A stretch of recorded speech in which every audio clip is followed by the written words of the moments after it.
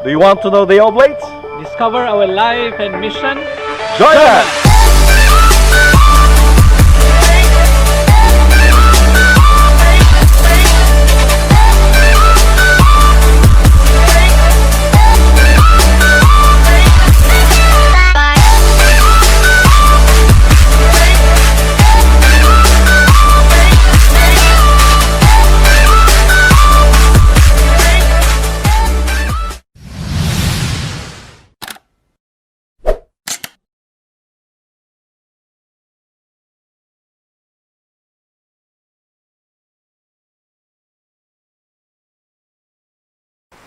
Good day to everyone. The theme of this Advent talk is Advent Waiting Patiently. But I would like to be more specific. What exactly do we mean when we say waiting patiently? Well, to be more focused, I'd like to treat on this topic, God's delayed fulfillment of the promise. Now, let me repeat that. It's not just a promise, but a very concrete, particular promise of God that we will find in the Scripture. Before that, may I ask a series of questions that probably would be fitting for all of us during this season of Advent. First, can you remember your unanswered prayers? It would be nice if you can jot down these questions and later you can write them down. Maybe you can't remember all of them because there are too many to count. Or maybe God has answered your prayers, but His answer was not what you expected. Not what you expected. Could there be, therefore, a divine wisdom in the way God deals with our prayers? Is there a reason why He delays or does not answer our prayers the way we would like? The other question, of course, is why does God make promises and He delays their fulfillment? Lastly, why does God want us to wait? That's a simpler question. Why does God want us to wait? And to answer that question, or the series of questions that I posed, let me take a particular biblical personality. And it's the story of Abraham. Abraham is a perfect example of God who seems not to be in a hurry. He brings to fulfillment His promises, but after a long time. And of course, related to this is His delayed response to our prayers, or more often than not, His seemingly non-response to our prayers. So it might be worth our while to reflect on the value of waiting. There has to be a value in waiting. And to understand this, let me take a particular biblical personality, and I have chosen Abraham. The way I describe Abraham is the man who waits. The man who waits. How many years did Abraham had to wait for the fulfillment of God's promise? How many years? You're familiar with the story in the book of Genesis. So it would be interesting to know how long he waited for the promise that God gave him. After so many years, how many years did he wait? Now, one of the aspects of God's promise to Abraham is that he would have a family of his own. Remember what Yahweh said, I will make you a great nation and I will bless you. You will find that in the book of Genesis chapter 12. And how old was Abraham when God made that promise? Abraham was 75 years old. However, there seems to be a disconnect between the promise and the reality. Because in the previous chapter, we have been told that Sarah was barren. So how can Abraham be a father of many nations if his very wife is barren? So how do you understand? How do you connect this? Now, the connection is very, very subtle. There seems to be an underlying meaning to this whole thing. And what is that? The connection is in the journey. It would seem that the blessing is connected to the journey that Abraham was asked by God to do. As if to say that in the new land, Abraham and Sarah will be able to have children. I keep wondering, did Abraham see the connection between the fulfillment of God's promise and the journey that he was asked to make? I don't know. I cannot answer that. But at least we know now, reading the story of Abraham, because this happens in our life. It is also our life story. That there are things that God will ask of us, and that there are things that are not clear. For example, when Yahweh asked Abraham to go to the land, I will show you. He did not even point to where the land is. No specific place. He just told Abraham, go. Abraham could easily have asked a simple question, where? There was no answer to that. He says, just go. How? Again, there was no answer to that. He just said, just go. Now, reflecting on this, we realize that God does not really give us clear direction or clear explanation of the things that He asks of us. Why? Because that's how we learn to trust. Even Jesus, after His baptism and the temptation in the desert, the only thing that was clear in His mind is that He had to share His experience, His profound religious experience that God is a loving God, that He is special to God, and that He must share this. How? No answer to that. It will take Him at least a year to realize how He would do and how He would go about it. So, there is a connection between the promise and the journey. As if to say that in the new land, Abraham and Sarah will be able to have children. So if they don't go to that promised land, there will be no fulfillment. So the promise will be repeated 3 more times. First, in chapter 13, I will make your offspring like the dust of the earth, so that if one count the dust of the earth, your offspring also can be counted. Well and good. So Abraham heard that promise. Did he trust? Well, we say that Abraham is the father of faith. He trusted, even if it seems impossible, because we know that Sarah is barren. But anyway, God said, so he believes. But nothing happened. Second time, God repeats the promise. In chapter 15, He brought him outside and said, look down, look toward heaven, and count the stars. If you're able to count them, then He said to him, so shall your descendants would be. That is in chapter 15, verse 5. Now, if you have your Bible with you, you can go back to these texts. But again, after that second promise, nothing happened. So, if I were Abraham, I would probably ask, was God just joking? Was He pulling my leg? I mean, what is this? He made a promise, but maybe He forgot. But He repeated it. He repeated it. So He did not forget. But nothing happened again. Now, the third time, in chapter 17, again, 2 chapters later, God repeats His promise. As for me, this is my covenant with you. You shall be the ancestor of a multitude of nations. That's the third time. Should I continue believing in Him?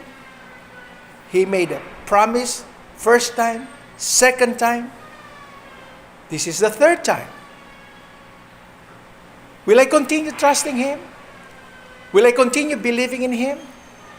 Will I continue hoping? and there seems to be no reason to hope anymore. So I'm sure these are the things that are in the mind of Abraham. Then God repeats that promise the fourth time. And this is a longer one. Yahweh said, "No longer shall your name be Abram, but your name shall be Abraham. For I have made you the ancestor of a multitude of nations. I will make you exceedingly fruitful, and I will make nations of you, and kings shall come to you." Fourth time. Should I continue believing? Should I continue hoping? Would I not be called a fool? Believing? Now this fourth promise is something different. In the fourth time God made a promise, and this is the last time, God makes a covenant with Abraham. Abraham's name was changed. And he was already 99 years old. That we are told that he would not be just a father of a single nation, but of many. And to signal the seriousness of the promise, God changes Abraham's name. From now on, he would not be Abram, but Abraham. There's something different here. Okay. However, so now this is the fourth time. And so we thought, oh, maybe next year, maybe sooner, I will have a son. However, in the course of events, they will not be simple and straightforward. In that whole journey that Abraham made, so many things happened that are not seemingly related to the promise of Yahweh. There would be many twists and turns, which seems to have nothing to do, I repeat, nothing to do with Abraham's succession of his failure to have children. I repeat that nothing to do, because that's what happens in our life. So many things happen in our life that seems to have nothing to do with what we are trying to achieve in our life. Now, in the case of Abraham, there are 3 dramas involved in that whole journey. 3 dramas. 3 events that did not seem to have any relationship to the promise. First is the relationship of Abraham with his nephew Lot. You remember Lot, his nephew.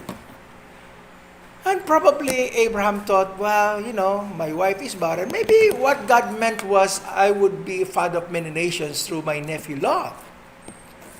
That's not bad. Lot is my nephew. And so he practically adopted Lot. They journeyed together, but it failed. Why? Because in that journey, the herdsmen of Abraham and the herdsmen of Lot quarreled, and they had to separate ways. So, that's not it. Lot is not the one. Now, there's a second drama. The second drama tells us that this separation creates a crisis for Abraham. Now with Lot, whom he was hoping would be his adopted son, and from whom this promise of God would be fulfilled, is gone. So look at this conversation between Abraham and Yahweh. But Abraham said, "O Lord God, what will you give me? For I continue childless, and the heir of my house is Eliezer of Damascus." Now, in other words, after Lot disappeared, now Abraham is thinking, who could it be? He's not thinking that God would give him a son anymore. He's just looking for another way that God would fulfill his promise. I said, oh, maybe it's Eliezer, his faithful servant. And that's what he said here. You have given me no offspring, and so a slave born in my house is to be my heir. So let him be. Eliezer it is. In other words, Abraham's patience breaks. No son. Lot is gone. Eliezer said, Yahweh said no. His patience breaks. But God assures Abraham, But the word of the Lord came to him, this man shall not be your heir, Eliezer. No one but your very own issue shall be your heir. But Sarah is still barren. No Lot, no Eliezer. Who? Now begins the third drama. The third drama is the most poignant. Sarai, recognizing her own infertility, suggests to Abraham that he takes her husband's handmaid Hagar as a wife. As a wife. Listen to this text. She may bear him a child. Sorry for the mistakes. Abraham listens and agrees. And the text says, he went in to Hagar, and she conceived. And when she saw that she had conceived, she looked with contempt on her mistress. Then Sarai said to Abraham, may the wrong done to me be on you. Look at this Sarah. The idea came from her. Now, she is blaming the husband. Okay? I gave my slave girl to your embrace, and when she saw that she had conceived, she looked on me with contempt. May the Lord judge between you and me. But Abraham said to Sarai, your slave girl is in your power. Do to her as you please. Then Sarai dealt harshly with her, and she ran away from her. Look at that, huh? Look at that. The idea came from Sarai, and now it's Abraham's problem. So Hagar proved to be disrespectful, Sarai querulous, and Abraham seemingly indifferent. In other words, there is tension in the house, and it cannot go that way. It cannot continue that way. And this is a lesson for all of us who try to find a solution to our problems by passing the plan of God. When we do that, when we find our own solution by passing the plan of God, life gets more complicated. And that's what happened to Abram, Sarai, and Hagar. And that's what happens to all of us. Now, so there's Lot is gone, Eliezer is gone, Ishmael is gone. Now, what's going to happen? God makes it clear, Ishmael will not be the promised son. You know, I found this on Google, this sculpture, Abraham's farewell to Ishmael. Okay? Abraham gives voice of disbelief, followed by a paternal feeling toward Ishmael. Because it's you know, how did Abraham feel about that? Of course, I always thought of Abraham as a henpecked. Huh? He only follows what Sarai says. But I'm sure he was deeply hurt to let go of Ishmael, because Ishmael is his firstborn. Ishmael will remain his firstborn. But now, he had to follow his wife. Send them away. Send them away. So God said to Abraham, as for Sarai, your wife, this is now chapter 17, you shall not call her Sarai, but Sarah shall be her name. I will bless her, and moreover, I will give you a son by her. Oh my goodness, there's another promise, huh? Is it getting close? I will bless her, and she shall give rise to nations. Kings of people shall come from her. Then Abraham fell on his face and laughed. Who would not laugh? Who would not laugh after 4 promises unfulfilled? And said to himself, can a child be born to a man who is 100 years old? Can Sarah, who is 90 years old, bear a child? And Abraham said to God, oh, that Ishmael might live in your sight. In effect, what Abraham is saying is, deep inside, he does not believe in God's promise anymore. So he was saying to God, si Ishmael na lang, at least handyan na. He's already there. Fulfill your promise through Ishmael. I don't have to wait anymore for your, maybe in parentheses, in your unfulfilled promises. Okay. So, By the time the story ends, we have heard 4 promises of children and seen 3 prospective heirs: Lot, Eliezer, and Ishmael. All of them failed to fit the specification. Lot made his move among the evildoers in Sodom and Gomorrah. Eliezer is a slave, and therefore he is not really part of the patriarchal family of Abraham. And Ishmael will become a wild ass of a man. His hand will be against everyone, and everyone's hand against him. In other words, mahilig makipag-away. So Abraham's journey is beset by obstacles. He receives a promise, but its fulfillment is long delayed and fraught with diversions and false turns. So we can ask, because this happens in our life too. Are these things that happen in our life, just like to Abraham, are these interruptions in our journey? Sometimes we can say, kung hindi lang nangyari yon, sana nandun ako. Kung hindi lang nagkasakit yung aking anak o asawa, sana nakuha na namin yun. Or whatever you're aiming at in life, there are so many interruptions. Are they really interruptions? I don't think so. They are part of the journey. Because whatever the divine promise, it is not fulfilled immediately.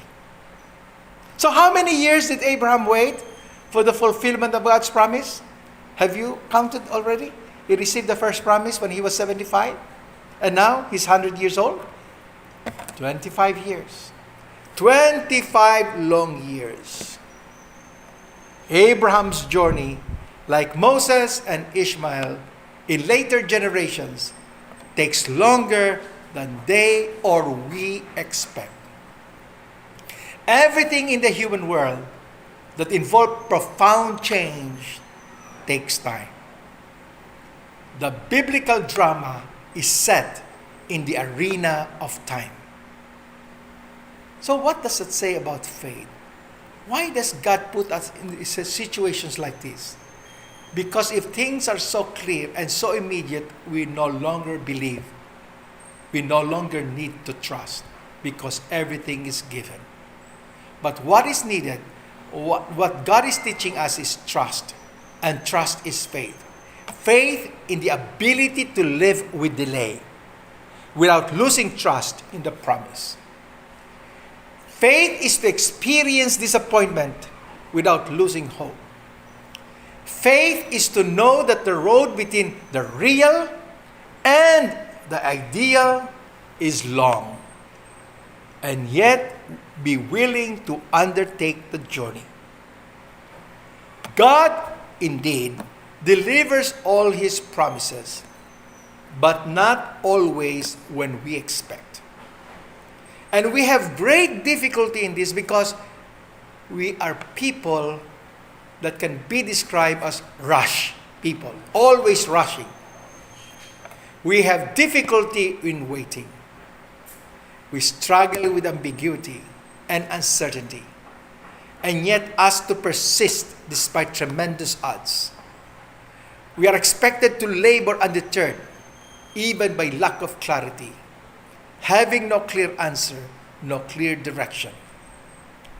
But these are precisely the situations that form our character. What character? Learning to trust, living the now, not the past, not the future, fully awake, fully engaged in the challenges of the present, and fully aware of the gifts of the present moment. To learn to trust, to wait without despair, to hope and keep on hoping, this is the lesson of Advent. But then, if we continue reading the story, just when we thought that Abraham's life is now settled, another trial overwhelms Abraham. Another trial. God said to Abraham in chapter 22, "Take your son, your only son, Isaac whom you love." Did you notice that constant repetition? Idinidiin, your son, your only son, whom you love, and go to the land of Moriah and offer him there as a burnt offering on one of the mountains I shall point out to you. Again, you see the ambiguity and vagueness of the direction.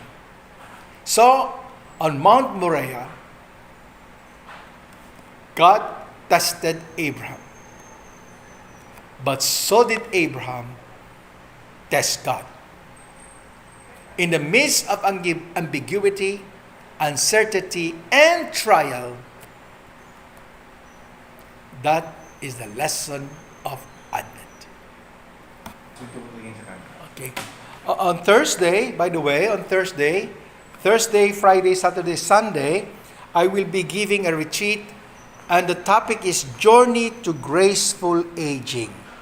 Journey to Graceful Aging. So I'm inviting you, if you are interested, to look at your own life and what the future look like. Just send your name. It says there, send your name or your mobile number or your email to Bang Santos. And the telephone number is, I cannot read. So there is no fee for this. It will be via Zoom, but we do accept love offering. It's most welcome. This is sponsored by the Holy Land Subic Foundation. So I think the bank account number is there for those who are willing to make a donation. Thank you very much. Please don't forget to like and subscribe Our YouTube channel, Oblate TV.